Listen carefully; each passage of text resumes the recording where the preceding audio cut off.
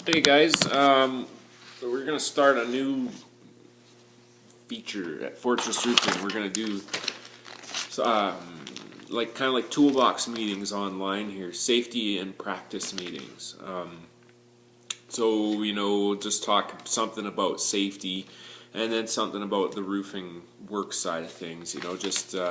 Just a way for me to stay in touch with you guys and just to clarify expectations and yeah. So what I want you guys to do is watch these when they come out, probably once every 2 weeks or something, and then I just want you to email me a confirmation that you did watch this, and we're going to save those emails, those confirmations, just in case, when OH&S comes to see that we're actually doing the right things about being safe, and it's just a part of running a business these days. You got to make sure that you're keeping everybody safe. So, anyhow, I guess what we'll talk about on the safety part of this thing is just our practices and expectations about all these forms and stuff. A lot of companies are making you fill out a form every single job, writing out a hazard assessment, or even every single day writing out a hazard assessment. We don't actually do that. What we're going to do is there's a master hazard assessment. Looks like this. It's a sheet that we've printed up that covers basically everything that can be a hazard in roofing. Other than fall protection, that's a different thing. But anyhow, what I need you guys to do is, if you don't have this sheet, you need to come to the office and get one. You need to read through it and make yourself aware of all the hazards that can happen when you're roofing. And then you need to keep this sheet in your truck with your first aid stuff, your first aid kit, and your first aid little thing, that you get when you do first aid. So, and anybody that's on your crew, you need to take them through this thing. Make sure they're aware of all these things. So everybody on your crew needs to read this and sign that they have seen this hazard assessment. Now we had what's called a daily hazard assessment checklist. We're not going to make you guys fill these out. What we do want to do is I want to have a field level hazard assessment, and basically if something comes up that's not already in the master hazard assessment, what I want you guys to do is document it, and I want you to call me, and we're going to discuss about how to work through this thing. So it could be, whatever. Maybe there's, I don't know, maybe there's power lines touching the roof, or, maybe there's excavation going on near a site, and there's something that you're seeing that we haven't covered in our master hazard assessment. I want you to document it and phone me so we can discuss how to go through that. So here is what is our master hazard assessment sign-off sheet, and what that is just anybody working on your crew signs that, says that they've read the master hazard assessment, they understand it, it's been discussed between you, the crew leader, and your guys. So, and you can call that a toolbox meeting as well when you do that. So that's the first thing, is that the hazard assessment. All you need is the master hazard assessment plus the sign-off sheet that everybody in your crew has had a toolbox meeting about these hazards. Beyond that, if you find something else that's not covered in that sheet, document it on a field level assessment and call us, and we're going to help you work through whatever it is. Second thing is here's this fall protection plan. We're not going to make you fill that out every job either, because it's, basically that every job is kind of the same thing. What we want is that you have your fall protection plan, this sheet in your truck again just have one of them. Fill out what you're going to use for your fall protection plan, your anchors or whatever.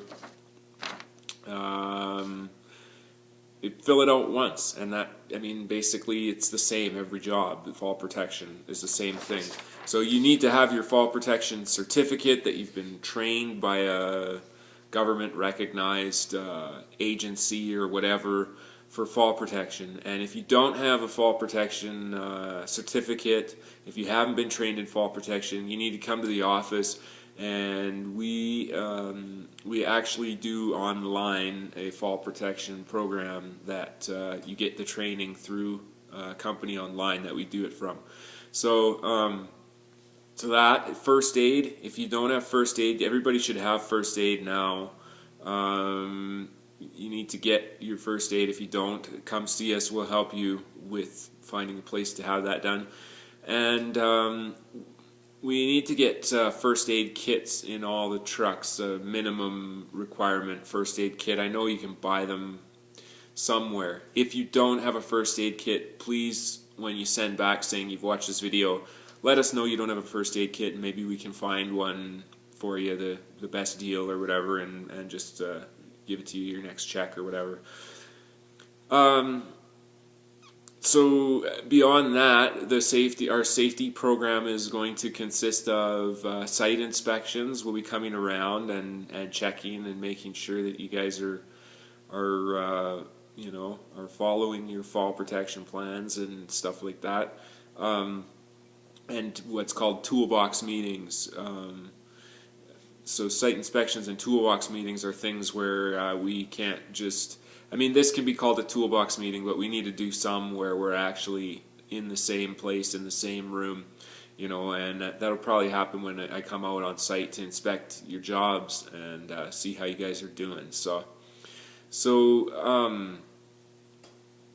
mean, at the end of the day, I've been roofing for 16 years, and I know that sometimes some of this safety stuff is a little bit seems kind of redundant sometimes, to wear a rope on a 412 pitch when you're 11 feet off the ground and you're wearing a 20-foot rope and it's a 30-foot walk to the bin with shingles. I don't know the answer to all of these things. You guys got to use your discretion. I at least want to see that the proper equipment's up there, and that I mean, obviously you can't wear it all the time. There's just certain things you cannot do when you're wearing this stuff. But the point is, the equipment's there, everybody's aware of how to use it, and that it's being used when it needs to be used. And there's occupational health and safety officers. They hired a whole bunch more this year to ramp up their fines and program and stuff, and they talk about roofers. The roofers are one of the most common workplace injuries in Alberta, and it's from falls. And unfortunately, they're not roofers, and they don't understand that sometimes the use of fall protection equipment is actually just causing a trip hazard for everybody else on the roof. They don't know that. All they care about is that you're doing what the book says, and if we're not, then we're going to get fined and we're going to get pushed out of business. And I don't want that, and I hope you guys don't want that either. So just be safe, wear your equipment, and really, just get used to it. It's just the way it's going to be. So, okay, so that's it for the safety this time around. Okay, so next time we'll discuss something else. Anyways, I guess so the second half of this thing for when we're talking about roofing practices, just things that I'd like to see out there being done. And sometimes I'll probably do this part of the meeting with a video on site somewhere addressing something that I see that's not proper, or something that maybe is proper but it just wasn't good enough, because sometimes you can do everything to code and you still have problems. There's all kinds of problems that happen that you see that we're all learning about things, and so I just want to pass on what I know, because I've learned some hard lessons over the years, and just hopefully help make our business a successful one, and help you as individuals to, to foresee some of the common problems that could come up when you're roofing. So for this time, what I want to discuss is having, I guess you can call it diverters, or I don't know. Let's call it diverters, okay? So diverters on back pans, or valleys that terminate into a wall, at the corner of a wall, where you have the corner of a valley and the corner of a wall meeting up. And what I'm talking about is making sure that the flashing runs an inch past on the corners. A lot of times we're re-roofing houses, and let's say you're re-roofing a skylight, and the flashing looks good, and maybe it is good, and maybe it's not leaking.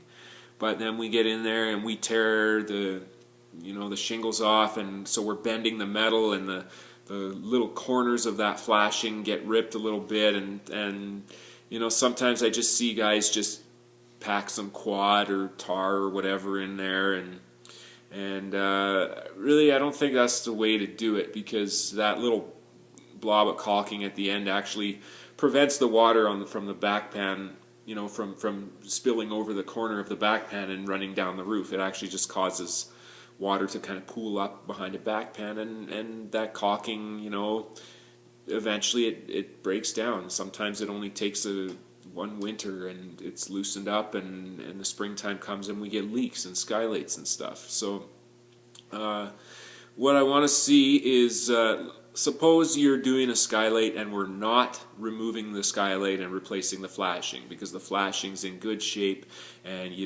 we're not going inside of the house to unfasten the skylight or whatever. Okay, so suppose that we're doing that, and there's no diverter on the back pan. Well, what I'd like to see in that case is, on that back pan, go over top of it with another piece of metal. Run it up and under the lip as close as you can get it, and pop a couple screws in there, and make sure you get those corners diverted out. You can use metal, and another thing you can use, which I've been using more and more of in the last few years, is a product called Roof Fast. Basically it's a big sticky shingle sheet. It looks like Torch-On, but it's not Torch-On. And sometimes I'll go over top of a back pan with that, run it up, and just cut those tabs at the side and make sure that the water's going to run past. Because keeping water away from those corners, that's where water pools up, is behind a back pan, and so it's consistently draining over that corner. And those corners need to be waterproof, or at least, if they're not waterproof, they need to have that 1-inch diverter on the outside, so that where the water's draining off is not right at the junction where all that meets up. I've seen way too many leaks because of that, and it's cost us a lot of money, and it's so. And the other place where I see it is sometimes in saddles, where you have a valley running up against a wall, or a cricket behind a chimney, or even a saddle that drains onto a lower part of the roof.